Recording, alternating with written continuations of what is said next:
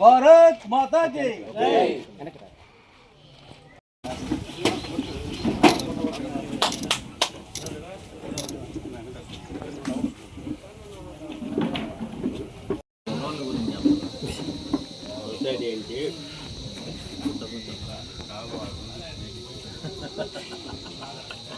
BJP నాయకులు, కూటమి నాయకులు, రైతులు అందరూ కూడా ఈ యొక్క వార్షికోత్సవానికి హాజరైనందుకు ధన్యవాదాలు.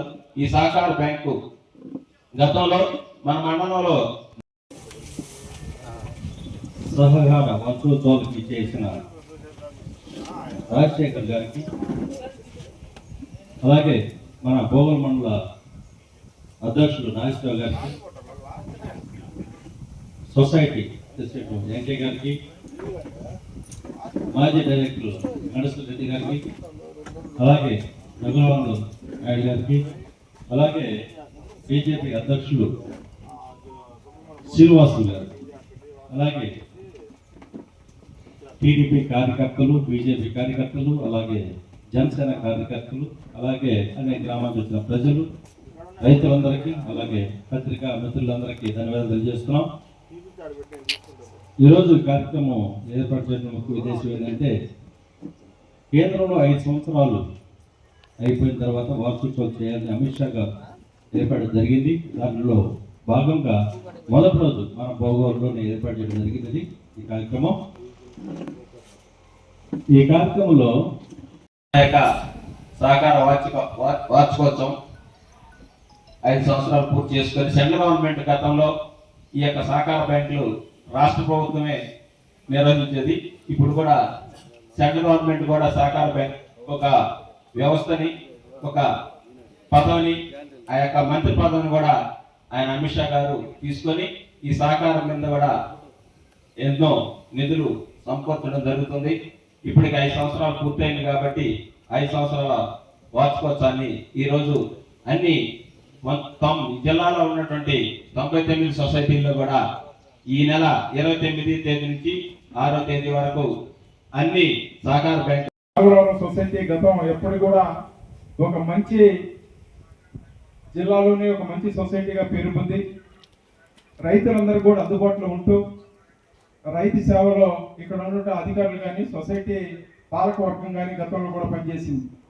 ఇప్పుడున్న పాలకవర్గం కూడా అంటే ఒక చైర్మన్ గారు, 2 డైరెక్టర్లు ఉన్నా మనకు గతంలో జరిగినటువంటి యూరియా పంపిణీ కానీ మిగతా ఏ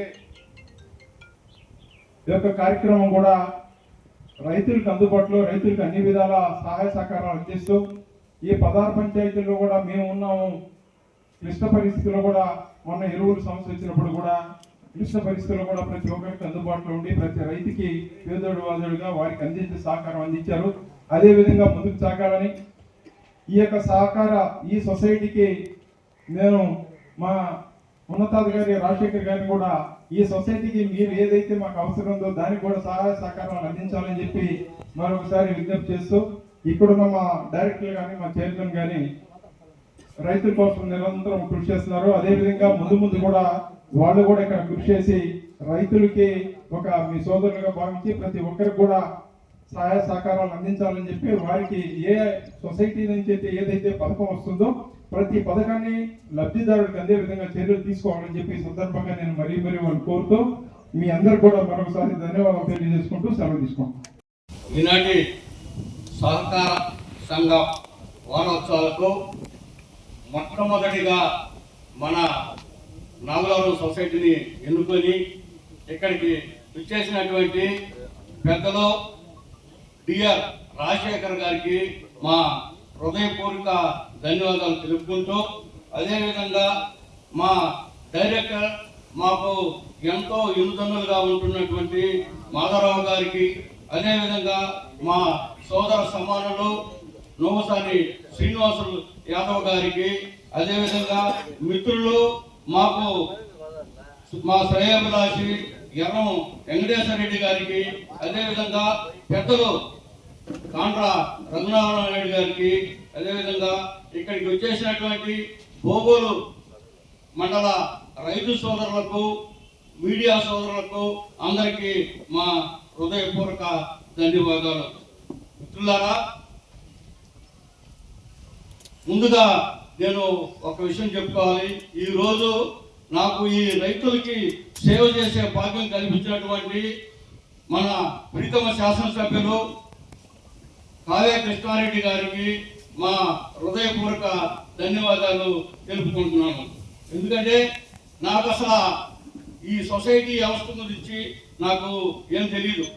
స్టార్టింగ్లో ఆయన నన్ను పిలిచి ఇంకా మనం రైతులకి ఎంత సేవ చేస్తే అంత మంచిది, నేను కూడా మొట్టమొదట సొసైటీ ప్రెసిడెంట్గానే వచ్చాను, అందుకని నువ్వు ఈ రైతులకు సేవ చేయాలని నన్ను కోరటం, నేను సరేనని చెప్పి ఆయన కోరిక మేరకి ఆయన అడుగుదాడల్లో ఆయన సూచన మేరకు ఈరోజు ఈ సొసైటీలో దీర్ఘకాలిక రుణాలు అయితే ఏమి, ఈరియా కొరత అయితే ఏమి, ఇట్లాంటివన్నీ లేకుండా చూడటం జరుగుతుంది. ఇంకోటి ఏంటంటే ముఖ్యంగా చెప్పాల్సింది, మన డిఆర్ రాజు మనం సజావుగా నడుపుకోవడం జరిగింది. కానీ ఇట్లాంటి సమస్యలు ఎన్ని వస్తున్నా కూడాను పెద్దలు మనకి వెనుకుండి అన్ని విధాల మనం నడిపించబట్టి ఈరోజు సజావుగా నడిచిపోతుంది. ముఖ్యంగా ఇంకొక విషయం ఏంటంటే, ఇక్కడైతే సొసైటీ అయితే పెద్దది. ఈ సొసైటీకి ఇంచుమించు 30 గ్రామాలు ఉన్నాయి. ఈ 30 గ్రామాలు ఉన్నాయి. ఈ 30 గ్రామాల్లో ఉండేవాళ్ళు అందరూ కూడా ఎక్కువ భాగం సొసైటీతోనే అందుబాటులోనే ఉంటారు, సొసైటీకి సహకారంతోనే ఉంటారు. అయితే ఇక్కడ మనకి పర్మనెంట్ సిఇఓ గారు లేరు.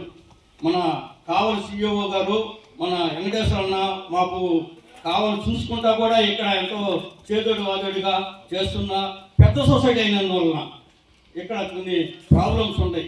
రెండోది సభ్యుల కొరత కూడా ఉంది. ఏంది పనిచేసే వాళ్ళు కూడా పైనుంచి జీవో ఒకటి వచ్చింది. ఎందుకంటే కొత్త వాళ్ళని ఎవరిని అపాయింట్మెంట్ చేసేదానికి లేదనని. ఇప్పుడు వెంకటేశ్వరన్న సిఇఓ గారు ఆడకి తెలుసుకుంటూ చేయాలని కూడా ఇబ్బందిగానే ఉంటుంది. ఇక్కడ ఎవరిని మేము కొత్తగా పెట్టుకునేదానికి కూడాను, డైలీ వేజెస్ కింద పెట్టుకునే దానికి కూడాను కొన్ని ప్రాబ్లమ్స్ ఉన్నాయి. మొన్ననే సార్ దృష్టి కూడా చేసుకెళ్ళాను నేను, అది పైన అధికారులతో మాట్లాడతామని కూడా చెప్పుకున్నారు. అదేవిధంగా నేను ఈ సొసైటీ ప్రెసిడెంట్ అయిన పాట ఎల్టీ లోన్స్ 17,70,24,000తో ఎల్టీ లోన్స్, అదేవిధంగా ఎస్టీ అదర్ లోన్స్ 38,65,74 రూపాయలతోటి ST loans, SAO top loans 15,16,55,000, 1,51,65,000 చేయడం జరిగింది. అదేవిధంగా కరోనా లోన్స్, కరోనా టైంలో ఇచ్చిన లోన్స్లో కూడా 25,85,000కి చేయడం జరిగింది. టోటల్గా 7,34,823,000 రూపాయలు ఈ లోన్స్ విధంగా చేయడం జరిగింది. మొన్న వచ్చిన ఈ ప్యాడీ ప్రొక్యూర్మెంట్లో ముందు టైంగా అయితే ఏమి, తర్వాత అయితే రబీ కానీ ఖరీఫ్ సీజన్లో రెండిట్లో కలిపి సుమారు 31,56,00,000కి చేయడం జరిగింది. ఇదంతా కూడాను పెద్దలు కావ్య కృష్ణారెడ్డి గారి సహకారంతో, ఇక్కడ మనకి అధికారులుగా ఉన్న సహకారంతో ఎంతో నాకు సాయం చేసినందుకు వాళ్ళకి మరీ ధన్యవాదాలు తెలుపుకుంటూ, ఈనాటి కార్యక్రమానికి విచ్చేసినటువంటి అందరికీ మా హృదయపూర్వక ధన్యవాదాలు తెలుపుకుంటూ సెలవు తీసుకుంటాం. వేదిక మీద ఉన్న పెద్దలకి, మన రైతు సోదరులకి, అలాగే కూటమి నాయకులకి, ప్రతి ఒక్కరికి పేరు పేరున మన మీడియా మిత్రులకి అందరికీ కూడా మన సొసైటీ తరఫున, మన మండలం తరఫున కూడా ప్రత్యేకమైన ధన్యవాదాలు తెలుపుతున్నాం. ఈరోజు మనం ఒక ఫ్లాగ్ ఎగరేసాం, 6 రంగులు కూడా 7 రంగులు, దానికి కూడా ఒక చిన్న ఇది ఉంది. అలాగే రైతులకి ఏ విధంగా మనం సహాయపడగలం అనేది ఇంతకుముందు ఈ 12 సంవత్సరాల నుంచి ఎట్లా ఉందనేది మీకు అందరికీ కూడా తెలుసు నరేంద్ర మోడీ గారు వచ్చిన తర్వాత. అలాగే ఈ 5 సంవత్సరాలు కూడా పూర్తి చేసుకున్న అమిత్ షా గారు కూడా ఏ విధంగా చేస్తున్నారు అనేది కూడా చాలా ఇంతకుముందు మనం ఎప్పుడు కూడా తెలిసే ఉంటుంది. మీకు కూడా 70 సంవత్సరాలు మనకు దాటిపోయినా సరే ఈరోజు మనం 12 సంవత్సరాల నుంచి ఏ విధంగా నడిపిస్తున్నాము రైతులకు కానీ బయట ఎలాంటి యుద్ధాలు జరుగుతున్న దేశాల్లో మనకు ప్రతి ఒక్కరు కూడా మనకు అందుబాటులో వస్తూ ఎన్నో ఇబ్బందిగా ఇచ్చేస్తూ ఉన్నారు. కాబట్టి మనం నరేంద్ర మోడీ గారికి ప్రత్యేకమైన ధన్యవాదాలు తెలుపుకుందాం. అలాగే అమిత్ షా గారికి, ముఖ్యంగా మన ఇక్కడ వచ్చిన సార్ కూడా ప్రత్యేకమైన ధన్యవాదాలు తెలుపుకుంటున్నాము. అలాగే ఈరోజు ఏ రైతుకు కూడా ఏ ఇబ్బంది లేకుండా, ఎలాంటి ఇబ్బందులు లేకుండా ఈ మండలంలో సొసైటీ ప్రెసిడెంట్గా తీసుకున్న మా తమ్ముడు వెంకయ్య, ఆయన ఇంతకు ముందు కూడా మండలంలో ఎన్నో పదవులు చేస్తున్నారు. ఎవరు ఇబ్బందులైనా సరే 16 పంచాయతీల్లో ఎవరున్నా ఏ ప్రాబ్లం ఉన్నా సరే వెంటనే కనుక్కొని అందరికి కూడా సహాయపడుతున్నట్టు ఇప్పుడు కూడా మనం చూసాం. మనం ఈ జిల్లాలో అందరికన్నా కూడా మన మండలంలోనే ఎక్కువ యూరియా వాడున్నాం. మాట్లాడవలసిందిగా కోరుకుంటున్నాం.